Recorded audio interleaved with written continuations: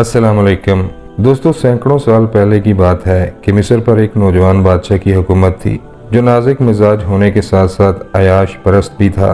लेकिन अमूर सल्तनत पर इसकी पकड़ बहुत मजबूत थी। वजह यह थी कि बादशाह का नौजवान वजीर बहुत ज़हीन, अक्लमंद और दाना शख्स था। वजीर के मशवरों की बदौलत ही बादशाह बाप की वफात के बाद अपने दुश्मनों की साजिशों को ख़त्म करने में कामयाब हुआ था। बादशाह की एक खूबसूरत बहन थी जिसका नाम शहजादी नौरीन था। शहजादी नौजवान वजीर की जहानत, अक्लमंदी और ईमानदारी से बहुत मुतासर थी और दिल ही दिल में उसे पसंद करने लगी थी। वजीर भी शहजादी को पसंद करता था। एक दिन शहजादी ने बादशाह को कहा कि मैं अपनी सहेली की शादी में शिरकत करना चाहती हूँ। बादशाह ने वजीर को तलब किया और कहा कि शहजादी जहाँ कहीं भी जाना चाहती हैं, इन्हें अपनी हिफाजत में ले जाओ। शहजादी नौरीन बहुत खुश थी कि उसे वजीर के साथ वक्त गुजारने का अच्छा मौका मिल जाएगा। अगले रोज वजीर ने सामान्य सफर बांधा, चंद सिपाहियों को साथ लिया और सफर पर निकल पड़े। दौरान सफर शहजादी ने वजीर से इजहार मोहब्बत कर दिया और कहा कि मुझे शाही जाहो जलाल में कोई दिलचस्पी नहीं। आप जैसा ज़हीन, अक्लमंद और ईमानदार शख्स मेरा शोहर बने, ये मेरे लिए फ़ख्र का बायस होगा। वजीर ने शर्माते हुए कहा, मैं आपके जज्बात की कदर करता हूँ, लेकिन मैं अपने मुकाम और मर्तबे से भी बखूबी वाकिफ हूँ। आप नाज नखरों में पली बड़ी हैं और मैं आपके मुलाजिम के सिवा कुछ नहीं। मेरे पास ना तो मालो दौलत है और ना ही मैं ज़मीनों का मालिक हूँ, लेकिन अल्लाह पर तवक्कल करें, जो होगा बेहतर होगा। खैर, शहजादी ने अपनी सहेली की शादी में शिरकत की और चंद दिन वहाँ क़याम करने के बाद महल वापस आ गई। दिन गुजरते गए और दोनों में मोहब्बत गहरी होती चली गई। अब शहजादी और वजीर चुप चुप कर मिलने लगे थे। इत्तेफाकन एक दिन बादशाह अपनी आरामगाह में सो रहा था कि एक ज़रूरी काम आन पड़ा। वजीर ने बादशाह को नींद से बेदार किया और माजरत के साथ अभी बोलने ही लगा था कि बादशाह ने एक जोरदार तमाचा उसके मुंह पर दे मारा। वजीर बहुत हैरान हुआ कि खुदा जाने मुझसे क्या गलती सरजद हुई है। एक लम्हे वजीर को महसूस हुआ कि शायद बादशाह को मेरे और शहजादी के ताल्लुकात के बारे में इल्म हो गया है। बादशाह गुस्से की हालत में वहां से बाहर निकला और दरबार में जाकर बैठ गया। तमाम वजीर मशीर दरबार में सर झुकाए हाजिर हो गए। वजीर को इस बात की बिल्कुल भी खबर न थी कि जब उसने बादशाह को नींद से उठाया था तो वो ख्वाब में था और एक खूबसूरत लड़की उससे हम बिस्तर होने वाली थी। बादशाह गुस्से से भरा अपने तख्त पर बैठा हुआ था कि एक वजीर ने हिम्मत करके पूछ ही लिया कि जहां पना हमसे कोई गलती सरजद हो गई है तो हम माफी चाहते हैं। बादशाह चंद लम्हे खामोश रहा, फिर कदरे पुरसुकून लहजे में कहा, मैं ख्वाब में एक खूबसूरत लड़की के साथ था। वो लड़की कभी मेरे हाथ की बलाएं लेती और कभी मैं उसके सीने पर सर रखता। क्या खूबसूरत मंजर था, लेकिन कमबख्त वजीर ने मुझे नींद से बेदार कर दिया। अगले दिन वजीर बादशाह की खिदमत में हाजिर हुआ और माफ़ी तलब की, जिस पर बादशाह ने उसे माफ़ कर दिया। वजीर ने बादशाह से पूछा कि जहाँ पना वो लड़की देखने में कैसी थी। बादशाह ने कहा, वो किसी जन्नत की हूर से कम ना थी। मैंने आज तक ऐसी खूबसूरत लड़की पहले कभी न देखी थी। वजीर ने बादशाह से इजाज़त तलब की और महल से बाहर निकल गया। चंद घंटों के बाद वजीर एक मुसव्वर के हमरा हाजिर हुआ और बादशाह से अर्ज की कि जहाँ पना मुल्क का सबसे काबिल मुसव्वर पेशे खिदमत है। अब लड़की का हुलिया बयान करें जो रात को आपके ख्वाब में आई थी। बादशाह ने उस लड़की का हुलिया बयान किया तो चंद घंटों बाद मुसव्वर ने एक तस्वीर बनाई और बादशाह की खिदमत में पेश की। बादशाह तस्वीर देखकर हैरान रह गया, क्योंकि वो तस्वीर उसी लड़की से हूबहू मुशाबत रखती थी जिसको बादशाह ने ख्वाब में देखा था। वजीर ने वो तस्वीर पकड़ी और बादशाह को ये कहते हुए दरबार से निकल गया कि बादशाह सलामत, रूहे ज़मीन पर ये लड़की जहाँ कहीं भी होगी मैं इसका खोज लगा कर ही रहूँगा। बादशाह ने वजीर को कहा, अगर तुम इस लड़की को तलाश कर लो तो तुम्हारी सबसे बड़ी ख्वाहिश पूरी कर दूंगा। वजीर खुशी खुशी महल से निकल गया। वजीर शहर शहर, नगर नगर घूमने लगा। वो लोगों को लड़की की तस्वीर दिखाता कि इस शक्ल की लड़की कहीं देखी है, लेकिन उसे हर रोज नाकामी का सामना करना पड़ता।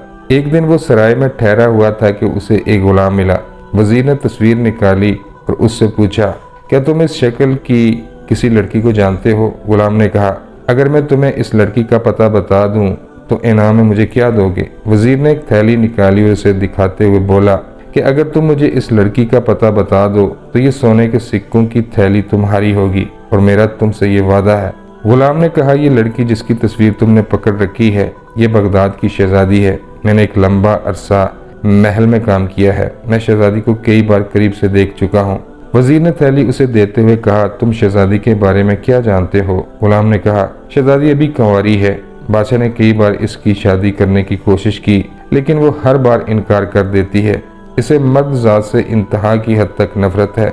वजीर ने गुलाम से इस गैर मामूली नफरत की वजह मालूम करनी चाहिए। तो गुलाम ने अर्ज की कि कहा जाता है कि एक दिन शहजादी शाही बाग में चहलकदमी कर रही थी कि उसने खरगोश के एक जोड़े को हालत मुबाशरत में देखा। अगले माह मादा खरगोश ने बच्चे दिए। अब शहजादी हर रोज खरगोश को देखने आया करती, लेकिन खुदा की करनी के एक दिन गुलिस्तान में आग लग गई, यहाँ तक कि तमाम दरख्त और पौधे जलकर राख हो गए।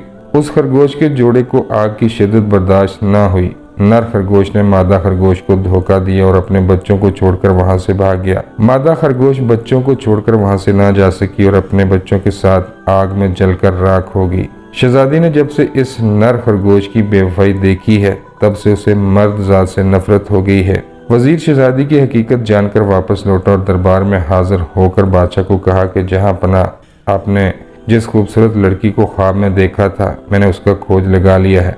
बादशाह ने खुश होकर कहा, कौन है वो? जिस पर वजीर ने कहा कि वो बगदाद की शहजादी है और अभी तक कंवारी है, लेकिन मुश्किल ये है कि उसे शादी और मर्द जात से इंतहा की हद तक नफरत है। और फिर वजीर ने खरगोश का वाकया बादशाह के गोश गुजार कर दिया। बादशाह ने कहा, कुछ भी करो, उसे शादी पर आमादा करो, बदले में तुम्हारी दिली आरजू पूरी की जाएगी। वजीर ने बादशाह से इजाजत तलब की, मुसव्वर को साथ लिया और बगदाद जा पहुंचा। शहजादी का ये मामूल था कि वो हर रोज अपनी कनीज़े खास के साथ शाही बाग की सैर को जाया करती थी। मुसव्वर जो अपने काम में कमाल महारत रखता था, एक दिन वजीर के कहने पर बादशाह की तस्वीर बना रहा था कि शहजादी का वहां से गुजर हुआ। जब शहजादी ने तस्वीर को देखा तो वहां रुक गई और मुसव्वर से कहा, तुम अपने काम में महारत रखते हो, मैंने आज तक तुम्हारे जैसा बासलाहियत मुसव्वर नहीं देखा, मुझे बताओ कि ये नौजवान कौन है? तो मुसव्वर ने कहा, ये हमारे बादशाह सलामत हैं। शहजादी को वो तस्वीर पसंद आई और उसने बादशाह के मुतल्लिक मजीद जानना चाहा। तो मुसव्वर ने कहा कि शहजादी साहबा, मैंने बादशाह को बस एक बार देखा है, अगर आप उनके बारे में मजीद जानना चाहती हैं तो वजीर से पूछ सकती हैं, जो शहर के एक ताजिर से मुलाकात करने गए हैं। शहजादी ने कहा, वजीर जैसे ही आए उसे हमारे सामने पेश किया जाए। अगले रोज वजीर मुसव्वर के हमरा महल जा पहुंचा। मुसव्वर ने शहजादी की एक तस्वीर जो उसने रात को बनाई थी तोहफे के तौर पर शहजादी की खिदमत में पेश की, जिसे देखकर शहजादी बहुत खुश हुई। फिर शहजादी ने वजीर से बादशाह के मुतल्लिक पूछा तो वजीर ने अर्ज की कि शहजादी साहिबा, हमारे बादशाह बहुत रहम दिल इंसान हैं, इन्होंने अभी तक शादी नहीं की।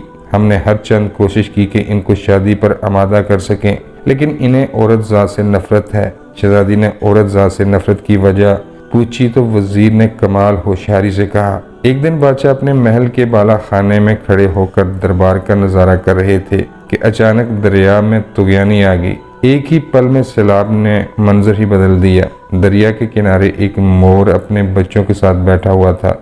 नर मोर अपने बच्चों को सैलाब से निकालने की कोशिश में था कि मोरनी ने उसे धोखा दिया और अपने बच्चों को छोड़कर वहां से उड़ गई, जबकि नर मोर अपने बच्चों को बचाते हुए सैलाब में बह गया। उस दिन के बाद से बादशाह के दिल में औरत के बारे में ऐसी नफरत पैदा हुई कि आज तक उन्होंने शादी नहीं की। शहजादी ने वजीर और मुसव्वर को चंद दिन महल में रुकने की पेशकश की, जिसे वजीर ने कबूल कर लिया। अगले रोज शहजादी ने अपनी कनीज़े खास से कहा कि मुझे जिस मर्द की तलाश थी वो मुझे मिल गया है, मिस्र के बादशाह को निकाह का पैगाम भिजवाएं। कनीज़ ने शहजादी के बाप यानी बादशाह को ये खबर सुनाई तो वो बहुत खुश हुआ।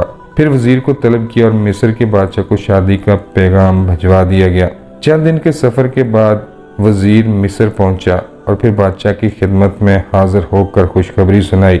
ये बादशाह की जिंदगी का सबसे खूबसूरत लम्हा था। बादशाह ने खुश होकर वजीर से कहा, मांगो, क्या मांगते हो? वजीर ने अर्ज की, जहां पना, छोटा मुंह और बड़ी बात। लेकिन बादशाह ने कहा, मैं तमाम दरबारियों के सामने तुम्हें ज़बान देता हूँ, आज तुम जो मांगोगे मिलेगा। इत्तेफाक से उस वक्त शहजादी भी दरबार में मौजूद थी। वजीर ने हिम्मत की और अर्ज किया कि बादशाह सलामत, मैं और शहजादी एक दूसरे से मोहब्बत करते हैं और आपकी रजामंदी से शादी करना चाहते हैं। बादशाह एक पल के लिए सकते में आ गया। फिर शहजादी की तरफ देखा तो शहजादी ने चेहरे पर मुस्कुराहट सजाए आमादगी में सर हिला दिया। चंद दिन बाद बादशाह की शादी होगी। बादशाह अपनी नई नवेली दुल्हन के साथ खुशगवार ज़िंदगी बसर कर रहा था कि एक दिन उसने अपनी बहन और वज़ीर को तलब किया और दरबारियों की मौजूदगी में दोनों का निकाह पढ़वा दिया। यूं अक्लमंद वज़ीर अपनी अक्ल और जहानत की बदौलत शहज़ादी को हासिल करने में कामयाब हो गया।